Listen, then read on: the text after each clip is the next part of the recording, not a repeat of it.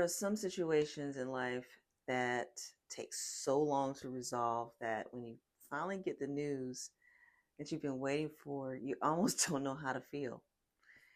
Well, that's kind of where I am right now. If you've been following me for a while, you know that I've been dealing with a long and very stressful situation involving my ex and our house. Today, I finally want to give an update. So, um, one thing is we were able to keep this matter out of court through our attorneys working everything out, and I agreed to the final proposal. So now I'm getting my house back. I am very blessed. This has been a long time coming. But what's interesting is that I'm realizing that getting my house back is really only the beginning of this process. There's another journey just waiting on the other side. And of course, I knew this. I already felt like, I was about to go into another season anyway. So I want to talk about where things stand now, what happens next, how I'm feeling about it all, and how I'm beginning to prepare for becoming a homeowner again. Now, let's talk about the house. The biggest update is that my ex and I were able to keep things out of the court. Our attorneys worked through the issues, and eventually, um, my attorney and I agreed to their final proposal. And at that point, it became a matter of getting everything documented properly. And when my attorney let me know that my ex had signed both documents, I almost couldn't believe it. I thought that maybe he could have changed his mind, but he didn't. After everything that happened, the waiting, the uncertainty, and all of the stress, I had the confirmation finally, and I have the copies of the signed documents with me. That was a huge moment for me because sometimes when you've been dealing with something for so long, you almost become afraid to believe that it's really over. And now I'm waiting for the next major milestone, which is September 30th. That's the day that he has to be moved out by. And that was part of the agreement. I really don't even know how I'm going to feel when I walk through the door again after all this time. Um, that's something that I'm going to be thinking about. There's a lot of history attached to that house. There are memories. There are some difficult memories, some really good memories. So when I finally get those keys back and open the door, I don't know whether I'm going to feel relieved, emotional, overwhelmed, excited, maybe all of those things at once. If that's the case, that's going to wear me out. And I'll probably need some time to deal with all of that. But anyway, I do know one thing, that I am ready for this chapter to be different. And I just have to acknowledge God in this situation because this has been so stressful for a long time. And there were moments when I didn't know how things were going to work out. I was having some trust issues with God. I was questioning things. Just moments when I just couldn't see the end of it. I just really could not see the end in sight. And I'm like, what is happening? And now I'm actually here able to say that God really did it. And I am so grateful to him for taking care of this.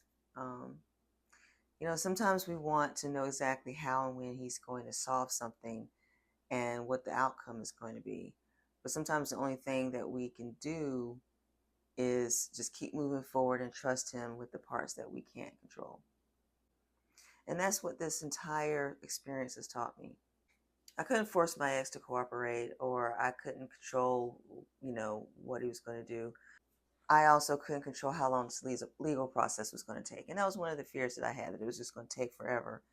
But I hadn't even tried it yet at the time. So I'm glad that I went through with it. I could only do what I was responsible for and just trust God with the rest. Now I'm seeing how things work themselves out. Now here are some things that I can control.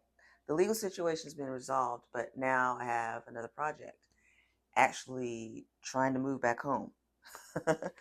My apartment lease ends December 31st. So once I get the keys back, I'm going to have roughly 3 months to prepare the house before I actually need to move. I'm not going to overwhelm myself or make this list of 100 things I need to do and convince myself that everything needs to be done like immediately before I move in. That's unrealistic, and I know this. I may want things to be done, but hey. Um, but I'm going to start with a rough plan. So a few things that I need to know is, what do I need to do immediately? What needs to happen immediately, like before I move in? What can wait until after I move in? Um, what can I do myself? Is there anything that I need that has to be hired out? Or maybe I can get some friends to help me with something. Um, is there anything that needs to be inspected? I have a feeling that I might have to do some of that. Um, and what are the things I'm going to have to budget for?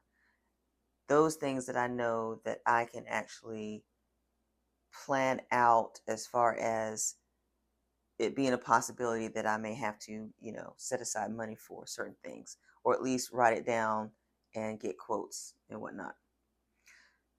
So one of the first things is how I'm going to deal with security. Now, once I get the keys back, one of my priorities is going to be changing the locks. That's a given. I don't want any surprises from any old friends or anybody just popping up at the house. I'm also thinking about adding security cameras. I just want overall security of the property. I need that peace of mind, and that's really important so I can be comfortable going back into the home. And that needs to be before I start decorating or worrying about furniture. I just want to know that the house is secure.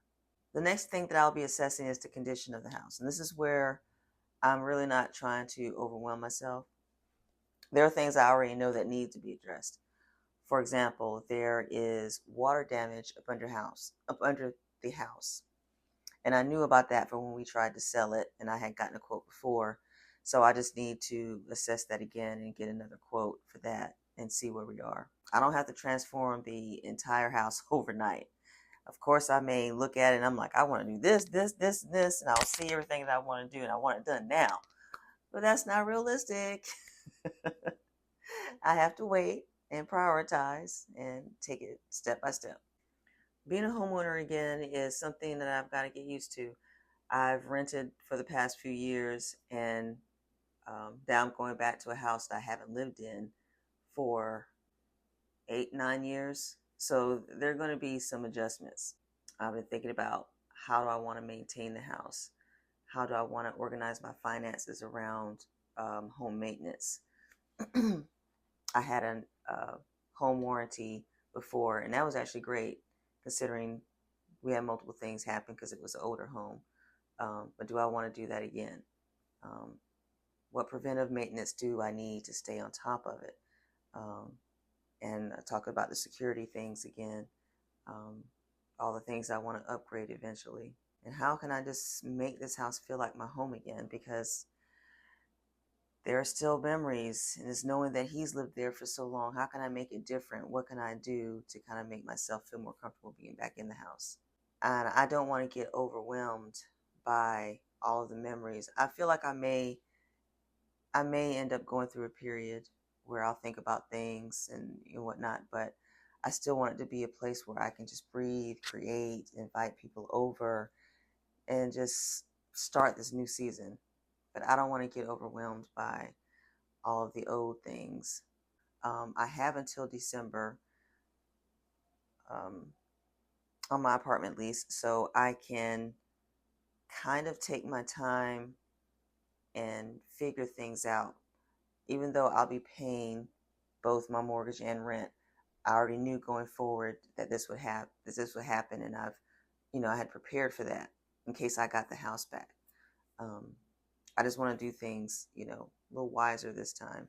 Now, will I sell the home later? I don't know.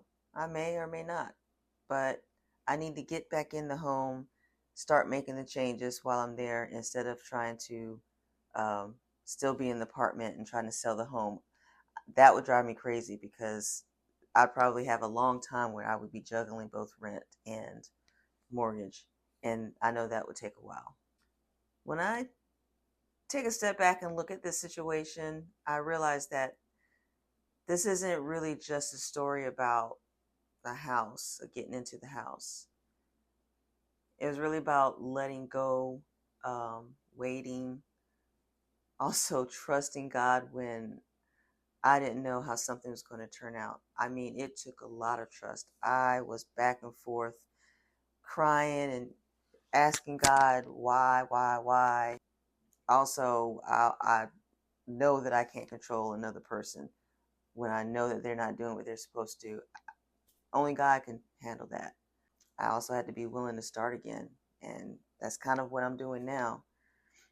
Sometimes we think a blessing is going to be the moment we get the thing we've been praying for, but it also could be a blessing on another side of realizing what you've learned during that waiting period. The strength you developed, the patience, and the things that you've discovered about yourself. I know I've discovered so much. I've grown so much during this process. There are many things that I've had to release. I've had to just give up to God and let Him handle it because I was trying to take control and I didn't need to. I'm grateful that this chapter is about to come to an end, and so grateful that God has carried me through something that was incredibly stressful. It was such a big lesson for me, and also that I get the opportunity to start again. If you're in a season where you are waiting for something to be resolved, if you're looking at a situation and you can't see how it's going to work out, I just want to encourage you not to assume that because you can't see the way forward, that there isn't one. Sometimes things have to happen behind the scenes that you can't see just yet. I'll see you in the next video.